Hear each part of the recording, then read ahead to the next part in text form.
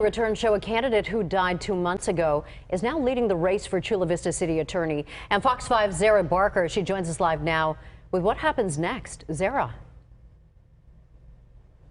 Well, right now, Simon Silva, who passed away after battling cancer unexpectedly in September, is currently leading the race for Chula Vista City Attorney by a slim margin of just 149 votes. Now, if he does, in fact, win this seat, he would be elected into that seat, but then the city would have to call a special election in 2023, which could cost the city up to $2 million.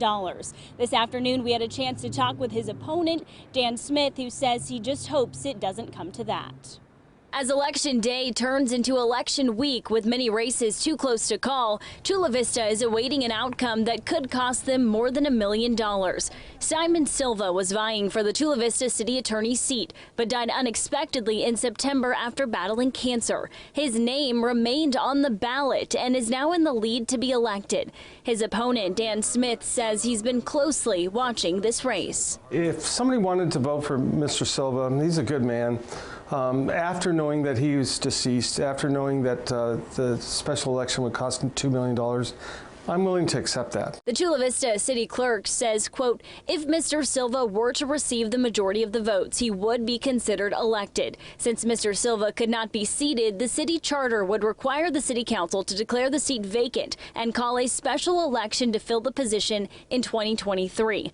But that special election could cost a lot of money. It would be tragic because there's so many things that the money for a special election that's $1.5 million to $2 million could be used for in Chula Vista, starting with the homeless shelter. In September, there had been controversy about some people in the Democratic Party backing Silva after his death, including Chula Vista Mayor Mary Salas, something Smith says is hard to understand. It's a nonpartisan position and a nonpartisan job. As an attorney, you don't throttle back your representation of somebody because they are the member of another party. I asked Smith if he plans to run again if this goes to a special election. I'm living in the moment right now. I think that the trend is going in our favor. I think that right now is not the time to broach that subject. The Chula Vista mayor and city clerk did not have any availability to do an interview with us this afternoon. Now, there are still more votes to be counted in this race, and the county registrar has until December 8th to certify these election results. But of course, as any more results come in for this race, we'll keep you updated right here on Fox 5.